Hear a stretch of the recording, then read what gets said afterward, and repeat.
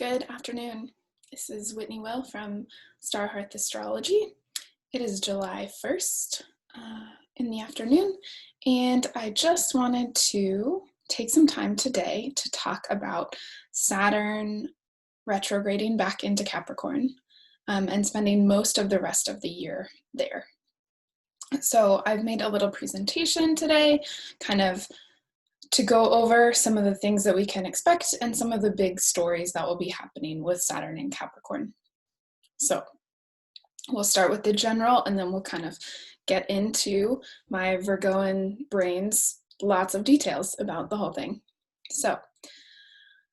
So we have Saturn back in Capricorn, which we have had for a while. Saturn went into Capricorn in December of 2017, and then we just had Saturn move into Aquarius on March 21st of this year. So Saturn spends about 2.5 years in each sign. So we're coming to the end, but because of the retrograde cycle, Saturn is going back into Capricorn. And Saturn is the ruler of Capricorn and traditionally Aquarius as well. Now, I use traditional rulership, so I talk about Saturn as being the ruler of both. So I want to start with just kind of going over some general things of Saturn in Capricorn and kind of what we learned. Some general things about Saturn, some general things about Capricorn, and then kind of what we have seen of his time there so far. So Saturn is this planet that represents limitation, and specifically the limitation of the mortal world, of the earthly realm. Used to be the farthest out planet before we discovered the outer planet, and so it really represented the boundary of the world that we were concerned with. And then as we discovered these other planets, our ideas of our limitations expanded with those planets. And Saturn held a lot of the significations of the outer planets until we discovered the outer planets and started kind of pulling stuff away from Saturn. Just giving death to Pluto and giving the kind of rebellion to Uranus and giving this godliness to Neptune, just in a really basic way. So Saturn represents these bounds, and so a lot of people struggle with Saturn because what we do is we struggle against Saturn. We struggle against the limitations of our individual lives. We struggle against the sense of fate. We struggle against the limitations of who we feel we are. And so the word struggle comes up a lot, and we use our Mars to struggle against Saturn. But Saturn can feel really oppressive. And in the sign of Capricorn, we have the sign that represents tradition and the establishment and institutions and the status quo, the way things are, and it moves quite slowly. And so Saturn rules these two winter signs, Capricorn and Aquarius, and is this kind of slow change and represents the status quo, which the individual, represented in astrology by the sun, struggles against those outer constraints. But I think there's a real warmth to Saturn because Saturn is invested in things that last. And obviously, we don't want everything to last. And death comes to some things and brings their natural ending. But the natural ending and that death itself that releases us is also Saturn. So we live within the confines and the structures. And we can fight against them as much as we want, but we also have to acknowledge that level of stability allows for everything good that we have. Now, I think it has been hard to feel kind of the warmth of Capricorn lately. We've had Pluto going through Capricorn since 2008. We've had the Saturn South Node Pluto co-presence in Capricorn for all of 2019. So we've really been feeling the shadows of our institutions and the shadows of big government and the shadow of being controlled. And then we had Jupiter go in December, and we've seen and do this little party that it's doing with Pluto. And so we've seen the expansion of control of the government and these institutions. We've seen the corruption of the bailouts and some of these more negative things associated with Capricorn. But whenever Saturn moves through a sign, it's asking us to deal with that area in our chart. So wherever Capricorn falls in our chart, really kind of like get down to work way. And so we've been doing that, or hopefully we have been doing that for the last 2.5 years, because we won't get another chance for another 27 years. And so really putting the work in to make lasting changes and to do whatever work is being called for in the Capricorn area of our charts is really important, because those are kind of the assumptions and the structures that are going to underlie the next 30-year cycle until Saturn goes back into Capricorn. Saturn rules farmers that do a lot of hard work, and sailors that go on these long journeys. So kind of these areas of endurance and these areas of structure. So, finding the patience to cultivate slow change, how much dedication and time it takes to build soil as a farmer. You don't build soil in a year. You build soil over using sustainable practices over time. And so in a lot of ways, right, Saturn is the creation of sustainability, because Saturn forces us to have the discipline to create things that last.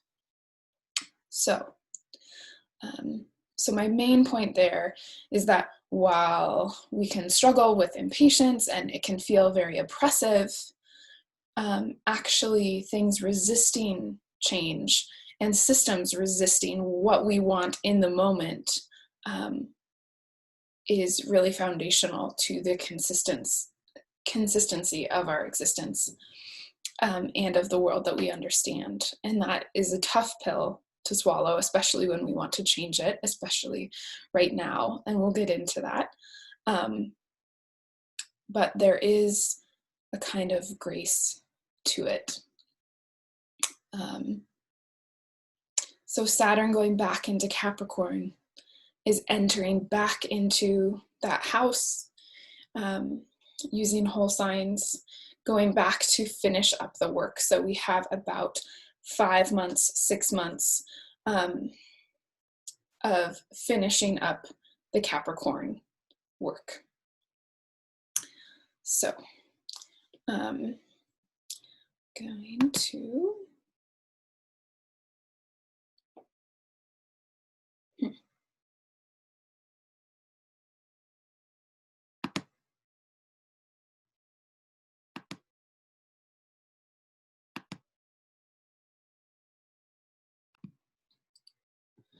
So Saturn retrogrades back into Capricorn today, July 1st, and will be there until December 16th.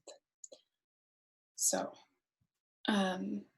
we have some time to refinish that work. And what I'm going to do today is I'm going to talk about some of the main aspects that Saturn is making over that course of that time, so that we can get an idea of what that work might entail. And I absolutely love this quotation by Marcus Aurelius, the Stoic philosopher: "What stands in the way becomes the way." And I think, right, there's a way in which Saturn defines our struggles by creating obstacles. and then dealing with the obstacle builds our own strength, whether it is building our sense of integrity or building our endurance to deal with things, or just taking the long, slow path of building a new skill and all the discipline that requires. So let's get into it. So one thing that I thought was really interesting was that Saturn, when it goes back into Capricorn, does not form exact aspects with any of the outer planets. So it's going back into the same sign as Jupiter and Pluto, so there's a little bit of sharing that comes from the co-presence there, but it will not, they are both retrograde as well, and so they do not form an exact conjunction with Saturn, nor does Saturn form a sextile with Neptune in Pisces, and it's backing out of that almost square that it formed with Uranus. So we've got none of that going on. Chiron is also in Aries, so it's square Saturn by sign, but not by degree. So really, the Saturn that we're dealing with is involved with the personal planets and the luminaries. So it's going to be dealing primarily with Mars and Mercury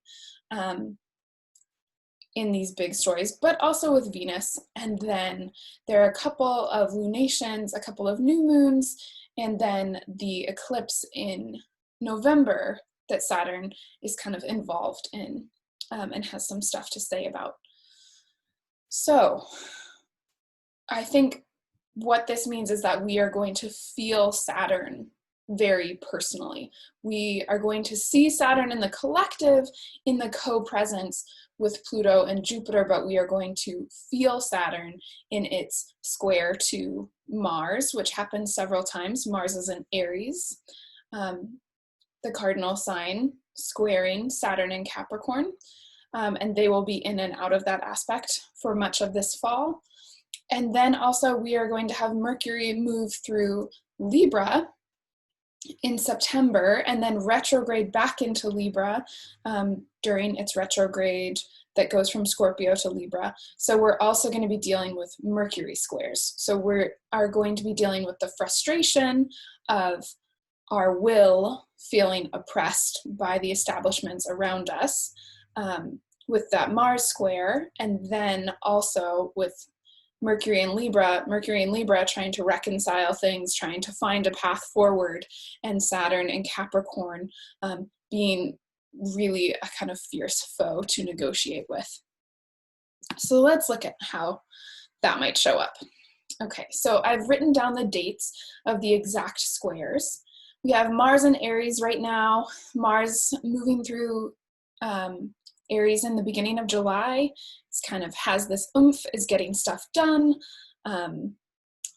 but is going to hit its shadow by the end of July, the shadow of Mars's own retrograde, which we won't go too much into except for to talk about Saturn's role in that.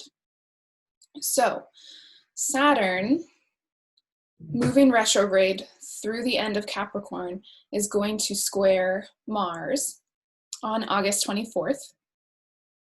And so we kind of have the first of their battles. And like I said, we've got Saturn in the sign of the establishment, of institutions, of the weight of our oppressive systems. And we've got Mars in the sign of open war in Aries, where it is very happy to brandish a sword. And they form a square aspect, which is of the nature of Mars. It's of the nature of conflict, of saying, no more, this needs to change. And so if you want to know how that will show up for you in your individual chart, you can look at where Capricorn and Aries fall in your chart and see the conflict that can show up there. For me, I have Capricorn in the 12th house of self-undoing, and I have Mars in my 3rd house of communication. And so I will be paying special attention to how I communicate and how I assert myself for hopefully the whole fall, so that I do not become an enemy to myself, which can be one of the significations of the 12th house. And especially with my chart ruler, I'm an Aquarius rising in there. That'll be something to watch out for. Then, so we'll kind of see what happens right around then. But by then, Mars is moving pretty slowly, Saturn is moving pretty slowly anyway, so they're going to stay in this dance and in this conflict, like I said, for much of the fall. The second exact hit of that square happens at the end of September. It's actually the day after Saturn stations direct. So Saturn has been retrograde since mid-May, and it's going to station direct on September 28th at 25 degrees of Capricorn. And just the day after, Mars will have retrograded back to that. So we'll get our second exact square, but this time Saturn will be direct and Mars will be retrograde. So Saturn will be moving forward again and Mars will be retracing its steps. So we might see a little bit of a reversal or a kind of, they're fighting the same battle and it's happening basically at the same degrees. That first square occurs at 26 degrees of Capricorn and Aries respectively, and the second one occurs at 25. So they're within a degree. We're fighting again about the same things. Now, we will probably not get resolution because Saturn is not the only one that Mars is fighting at this point. Mars is going to have to work through squares with both Jupiter and Pluto. It's got a lot going on. So the kind of story of Mars's war and retreat and retrograde through Aries is much bigger than just Saturn. But Saturn is kind of, the general of the opposing army, and Mars is the hero of his own cause. So coming up against some formidable foes. And that can be difficult because Mars retrograde can have a kind of crisis of personal power and not really understand what it is that it's fighting for. And Saturn in Capricorn is going to make sure that whatever Mars is fighting for is worth fighting for, because it's going to be difficult, because Mars and Aries wants immediate solutions, and Saturn and Capricorn wants long-term plans. So there can be that tension. Now they don't complete their final square actually until both of them have moved out of those signs. So the war there is not going to be resolved until they've both kind of changed their minds. And by January, Saturn will be in Aquarius, feeling a little bit more rebellious himself, and Mars will have moved into Taurus, where I honestly think after 6 or 7 months of Mars and Aries, we are all going to be taking a nap. Unfortunately, that nap is going to be interrupted by an explosion, because just a week after this, Mars conjoins Uranus, and we begin a year of really in earnest Saturn square Uranus. But we'll get into that, not right now. Okay, so we've got this kind of challenge going on, this Mars square Saturn, this frustration of our will against the status quo, and really this deeper question of, given how hard it is to create systemic change, what is worth fighting for? Now there's going to be another interesting conversation that is happening between Mercury in Libra with Saturn in Capricorn. And so I've added a few extra dates of kind of what Mercury's conversation with Saturn looks like over Saturn's time in Capricorn. So we have first on August 3rd, Mercury in Cancer opposing Saturn in Capricorn. So Mercury right now, as I'm recording this, is retrograde in Cancer. It'll station direct on July 12th and then work back through all of Cancer. And by the time it reaches the end, it will come into an opposition with Saturn. And so Mercury in Cancer has really been dealing with our emotional truths, with truths about our family, with stuff very close to home. It's dealing with it in a softer, more imaginative way. And hopefully we are coming to some realizations about that. We just had the Cazimi, so that spark of insight where Mercury conjoins the sun and restarts its cycle, comes up with new ideas. And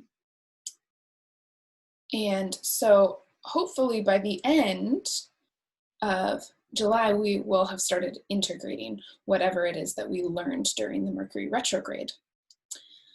Now, Mercury reaching the very end of Cancer is going to oppose Saturn in Capricorn. So we're going to have to reconcile those truths with the larger status quo as represented by Saturn. And that can be a little bit harsh.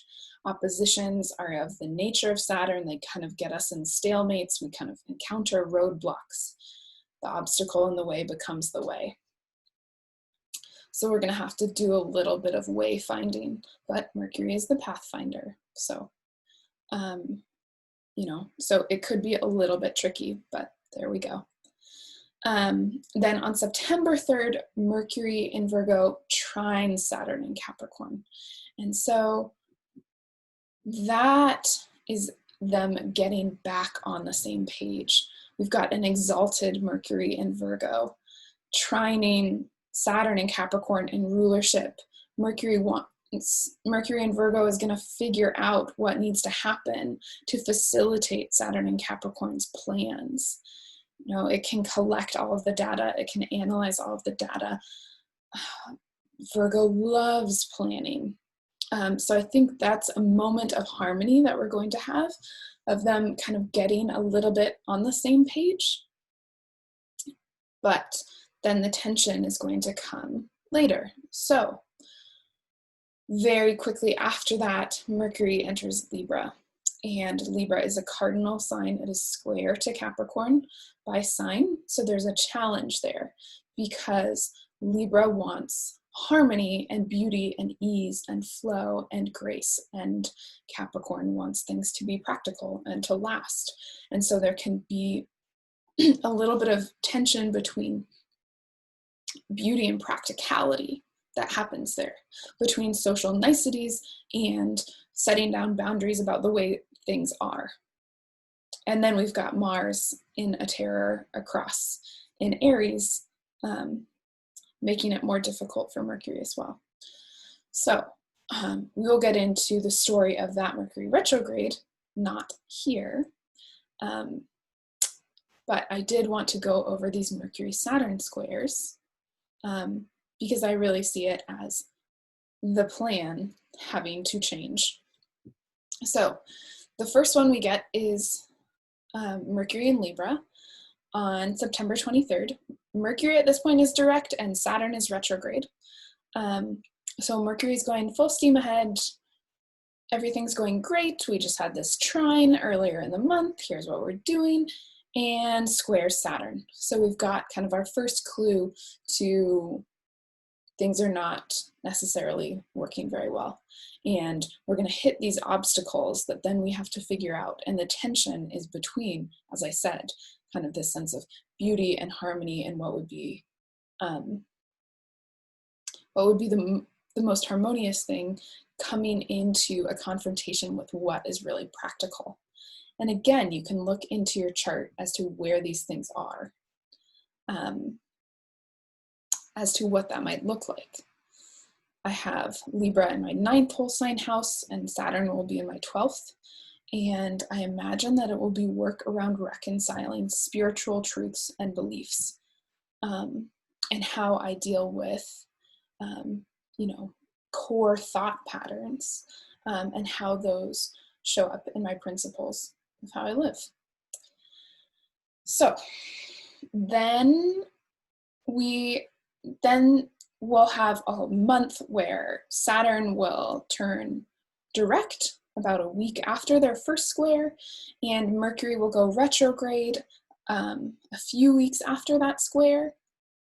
And Mercury will be retrograde for most of October, and then they will come into square contact again. So Mercury goes forward into Scorpio and then is going to station retrograde, and is going to retrograde back into Libra, into 25 degrees of Libra, right back into that square with Saturn. And so they form the second exact square on November 1st, and then pretty quickly after November 1st, Mercury goes direct, and then they will form a final square.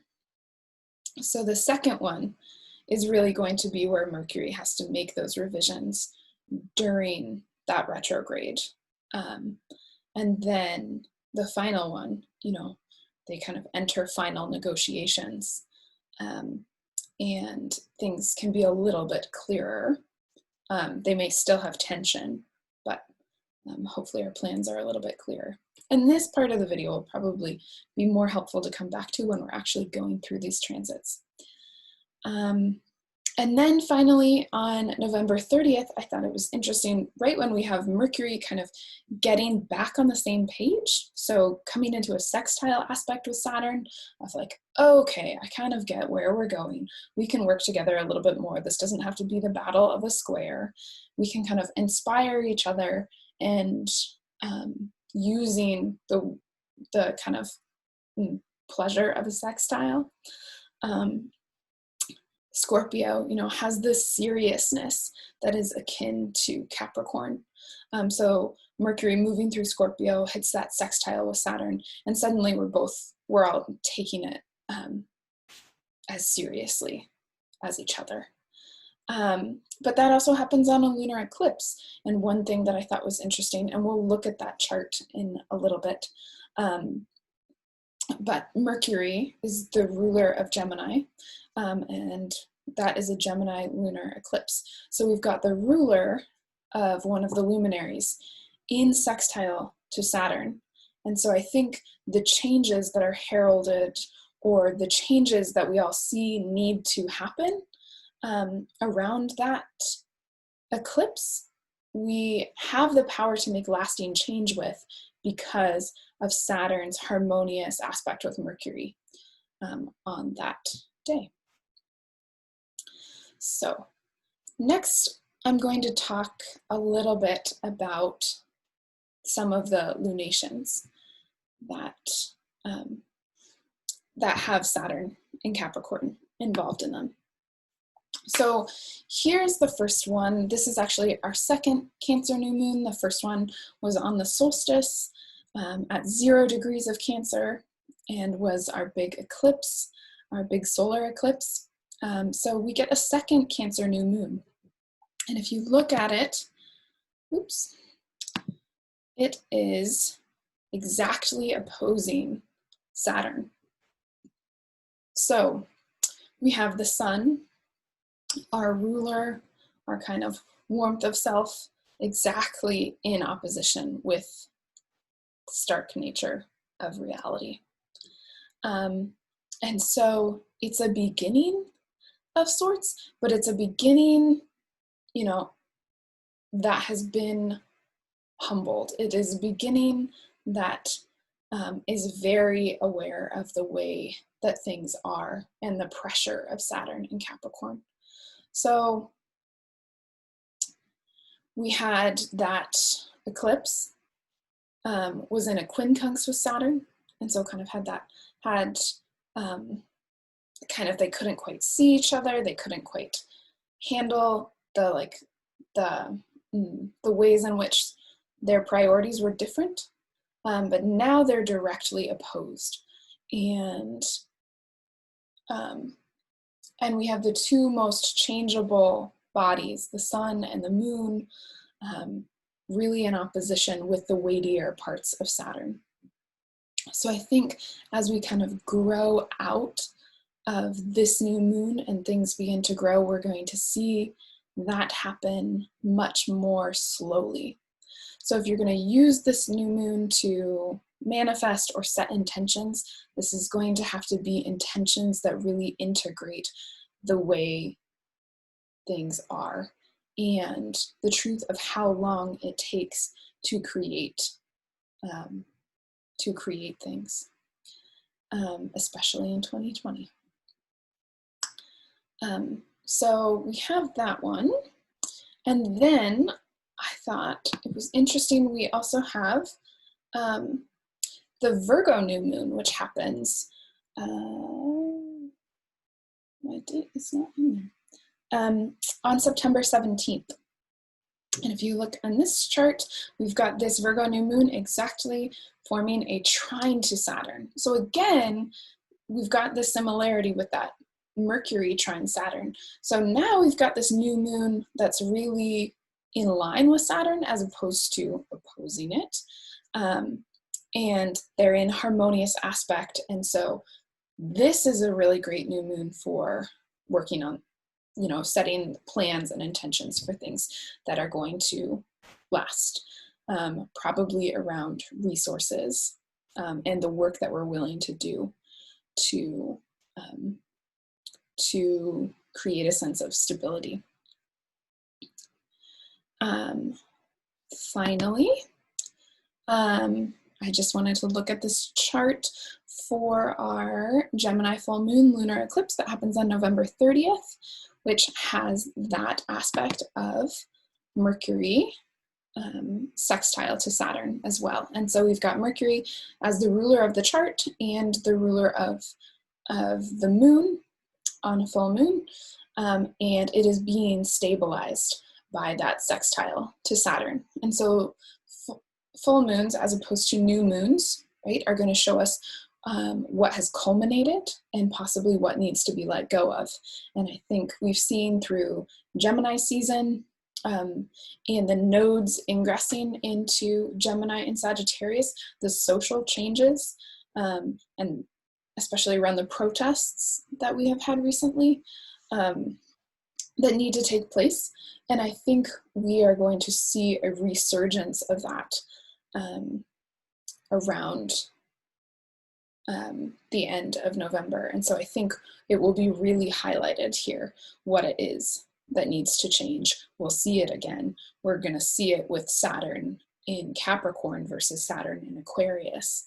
So it might be a little bit heavier. We also have Mercury in Scorpio, who is going to be digging for dirt. So I think, right, having possible scandals and revelations that reveal just how badly we need this social change could be part of that. So thank you for watching. Please, I'd love to get some feedback about what was helpful for me to talk about, what was less helpful, if I missed anything, if you saw things in the charts that I didn't see or that I didn't talk about. Feel free to comment. If you like this video, please hit like and subscribe if you want to keep up with what is going on. So grateful that you're here, and I'll talk to you later.